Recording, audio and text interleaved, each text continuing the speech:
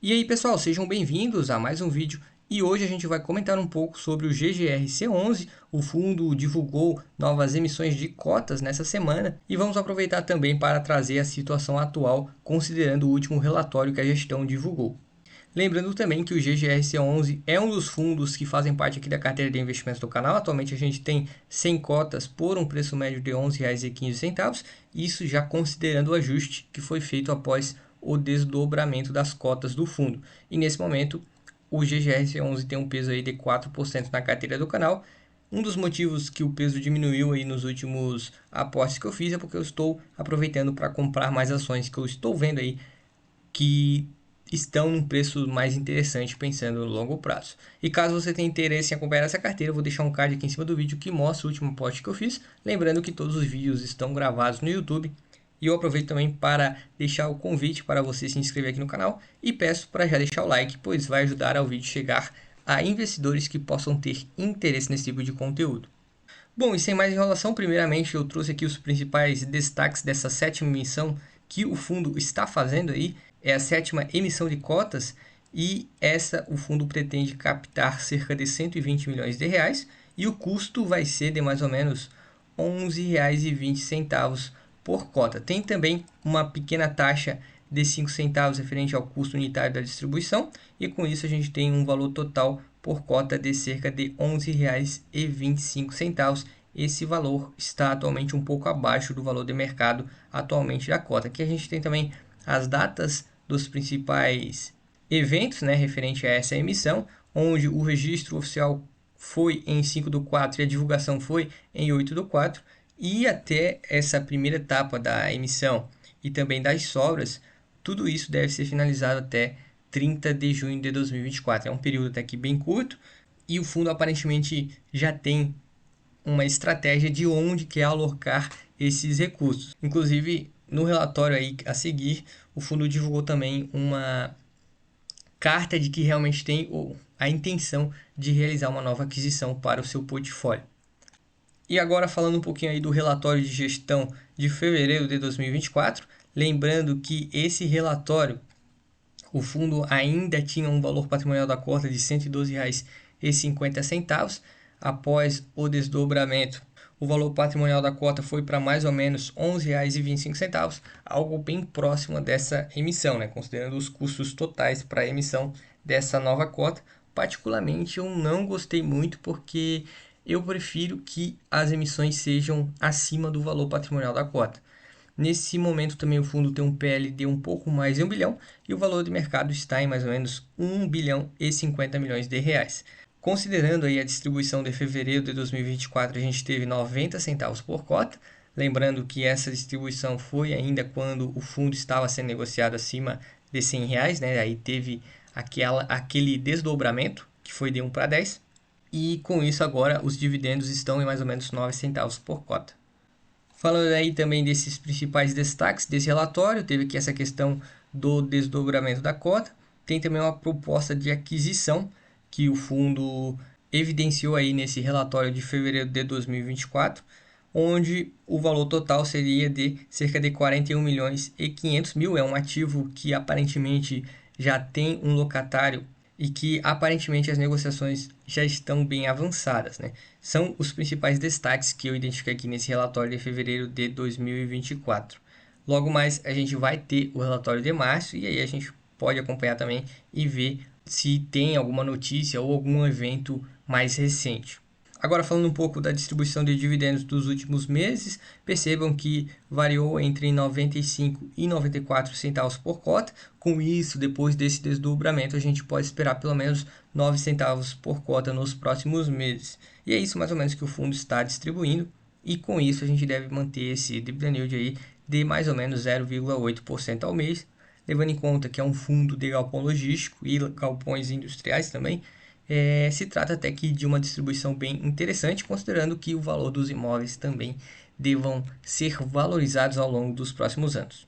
Aqui a gente tem também os resultados, né, referente às demonstrações financeiras. Se a gente pegar aí fevereiro de 2024, fechou mais ou menos no mesmo patamar de dezembro de 2023. Janeiro teve algumas receitas também de alguns locatários que estavam atrasados, por isso que houve essa queda referente a janeiro e fevereiro. mas no geral os números foram bem dentro do que era esperado. O fundo teve um lucro do período de fevereiro de mais ou menos 7,2 milhões e distribuiu cerca de 8,2 milhões de dividendos. Essa distribuição foi principalmente porque tinha caixa e resultado referente ao mês de janeiro. No geral, está tudo aí mais ou menos dentro do que era esperado e nos 2 meses de 2024 o fundo distribuiu cerca de R$ 1,80 por cota. Olhando a performance do fundo desde maio de 2017 para cá, lembrando que é um fundo até que recente, né? Ele também foi lançado aí em 2017 no mercado, a gente percebe realmente que a rentabilidade da cota do GGRC11 mais os rendimentos reinvestidos renderam mais do que os principais rendimentos aí da renda fixa e também do que o próprio IFIX. Por enquanto, o GGRC11 ainda está saindo na frente aí dos principais comparativos que a gente tem aqui. Sobre os resultados por ativo, né, a gente tem aqui os principais locatários, que hoje são as Americanas, devido àquele grande imóvel que o fundo adquiriu por último, aí que é em Uberlândia, e também temos a Ambev, que tem aí mais de um imóvel locado com o GGRC11. Nos demais imóveis, a gente percebe que realmente a distribuição de rendimentos está mais bem equilibrada, né? Os principais realmente são a Ambev e a Americanas, que representam aí mais ou menos 40% das receitas totais do GGRC11. Agora, olhando o balanço patrimonial da companhia, a gente tem um ativo que tem aí dentro 1 bilhão e 32 milhões de ativos imobilizados, que são os imóveis, tem o caixa e os aluguéis a receber, que totalizam cerca de 90 milhões, e o fundo tem também algumas cotas de fundos imobiliários que totalizam em mais ou menos 28 milhões de reais. Sobre o passivo da companhia, tem aí obrigações de pagamentos dos certificados de recebíveis imobiliários, que totalizam cerca de 93 milhões, e obrigações de curto prazo de cerca de 40 milhões. Com isso, pegando o ativo, tirando o passivo, a gente fica com um PL de mais ou menos 1 bilhão e 16 milhões de reais.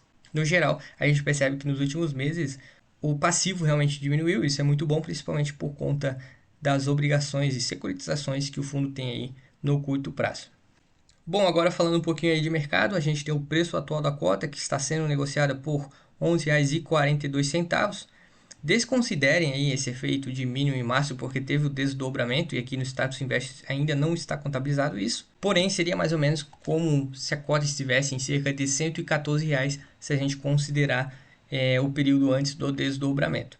Olhando um pouquinho aqui para baixo, a gente também tem um P sobre VP um pouco distorcido, mas o fundo está sendo negociado mais ou menos no preço do seu valor patrimonial. Lembrando que o patrimônio líquido é de mais ou menos 1 bilhão e 15 milhões de reais. O que interessa mesmo é os rendimentos, que apesar de tudo, apesar do desdobramento, o fundo conseguiu manter uma boa distribuição e está em mais ou menos 9 centavos por cota. Essa distribuição deve se manter aí nos próximos meses. Caiu um pouquinho em relação ao ano anterior, porque teve aqui algumas distribuições não recorrentes devido a vendas que o fundo realizou, né? Isso tudo fez com que o caixa aumentasse a distribuição também, mais 9 centavos por cota, considerando o valor de mercado atualmente, na minha visão é um bom dividendo, né? Aí, considerando que o fundo tem uma carteira de investimento bem diversificada, né? Diversos ativos, apesar de que hoje tem dois grandes locatários principais, isso aí é algo a se atentar no quesito de diversificação.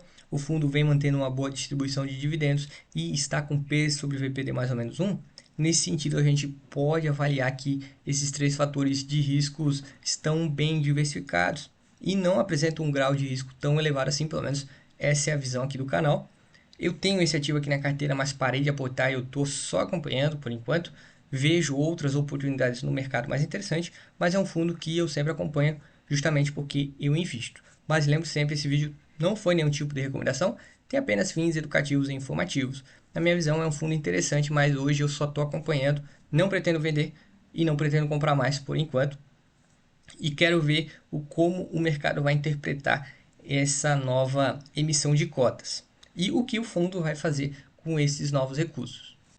Bom, pessoal, eu espero sinceramente que todos tenham gostado aí desse vídeo. Foi um pequeno vídeo que eu fiz aqui sobre o GGS11. É um fundo que eu tenho há bastante tempo aqui na carteira e eu vou continuar acompanhando por enquanto e trazendo atualizações periodicamente. Agradeço a todos que tenham assistido. Peço novamente que deixe o seu gostei aí no vídeo, pois pode ajudar o vídeo a chegar a investidores que possam ter interesse nesse tipo de conteúdo. Um forte abraço e até o próximo vídeo.